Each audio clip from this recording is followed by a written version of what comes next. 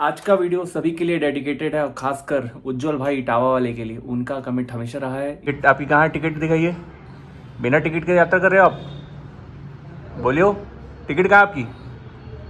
कैसी है मेरी YouTube फैमिली? आप लोगों को स्वागत है मेरी इस YouTube चैनल पर। आप लोगों ने थंबनेल और ट्रेलर देखकर समझ ही गया होगा कि किस टॉपिक पर आज मैं बात करने वाला हूं। जी हाँ, TTCC कैसे बने। भाई बहुत ही ज़्यादा लोगों का कमेंट था।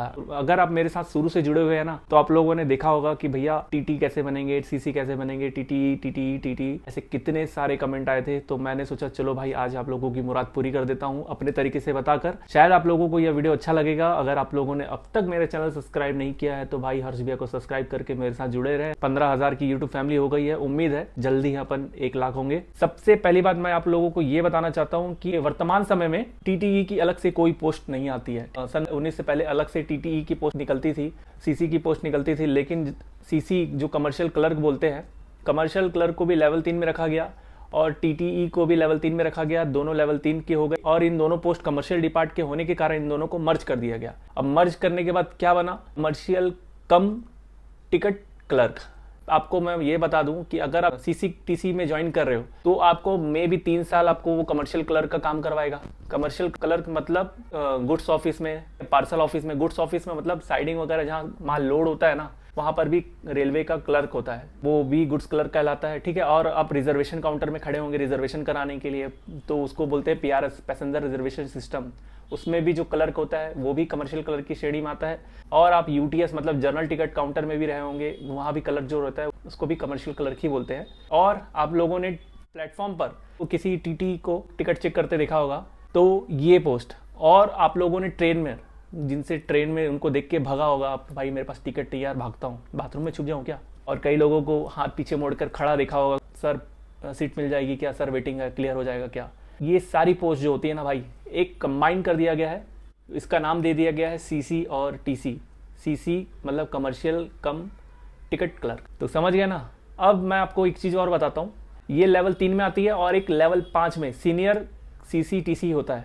जो आगे बताने वाला हूँ ना, उसको ध्यान से सुन लीजिएगा। इन फ्यूचर जब भी आप फॉर्म भरेंगे, अगर NTPC की वैकेंसी आती है, तो लेवल 3 भी आएगा, लेवल 5 भी आएगा। अगर आप पोस्ट प्रेफरेंस डालेंगे ना, तो पहले लेवल 5 को डाल दीजिएगा और उसके बाद लेवल 3 को डालिएगा। पहले लेवल 5 में सीनियर CCTC और फिर लेवल 3 CCTC।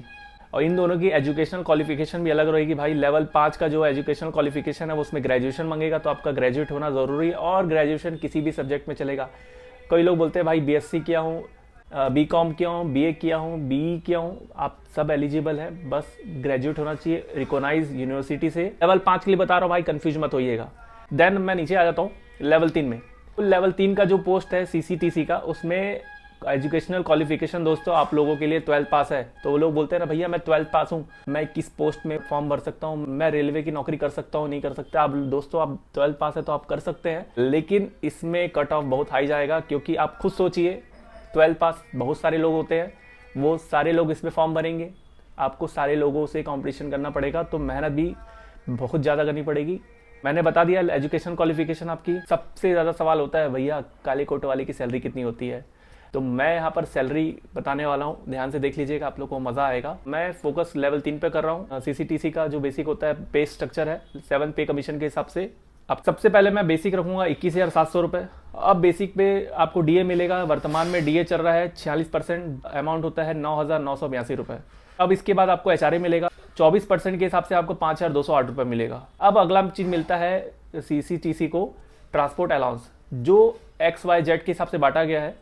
X में आपको 3600, Y में आपको 1800। तो 3600 का उसमें DA भी मिलता है, 46% DA आप जोड़ देंगे तो 5,256 रुपये।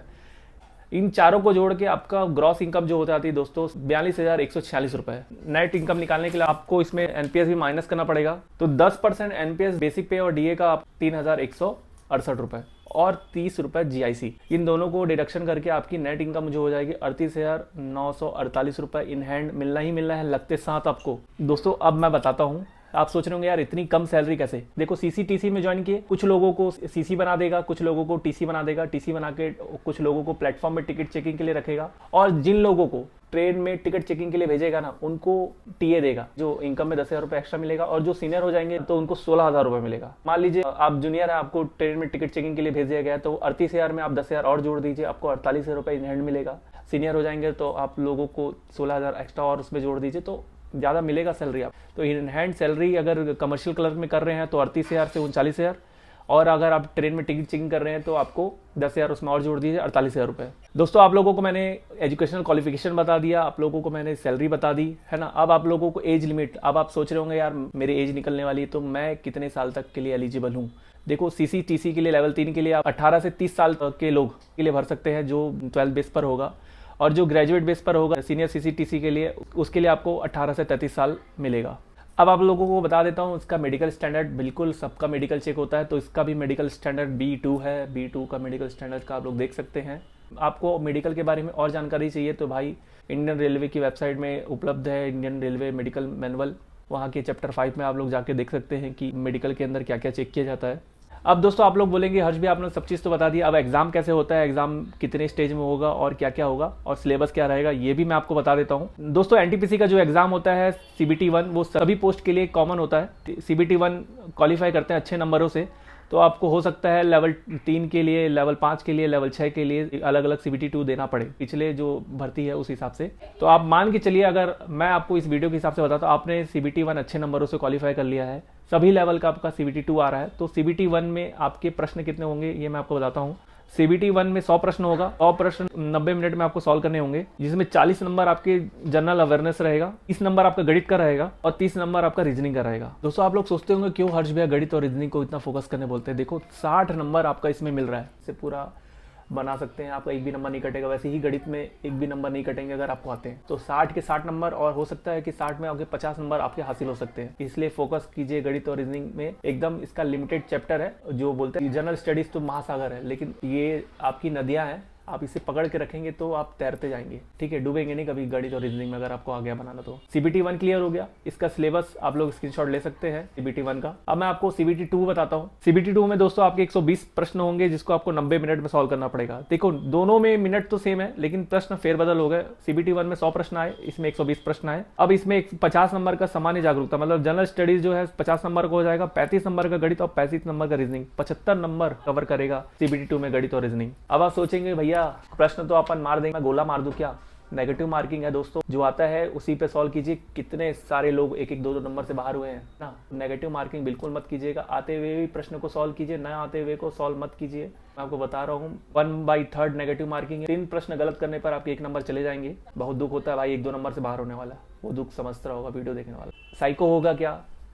CCTC के लिए कोई साइको नहीं होता, कोई टाइपिंग टेस्ट भी नहीं होगा। लेवल 3 और लेवल 5 का जो CCTC है उसमें कोई साइको नहीं, कोई टाइपिंग टेस्ट नहीं, ध्यान रखिएगा। केवल CBT 1 CBT 2 निकालना है, डॉक्यूमेंट वेरिफिकेशन करवाना है, मेडिकल करवाना है और पैनल आने का वेट करना है।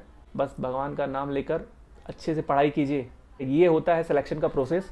अब अगर आप 12 पास हैं तो आप CCTC की तैयारी कर सकते हैं, और मैं बोलूँगा भाई प्राइवेट ग्रेजुएशन भी कर लीजिए। आप जितना एजुकेशन क्वालिफिकेशन अपने पास रखेंगे उतना ही एग्जाम में बैठने का मौका मिलेगा।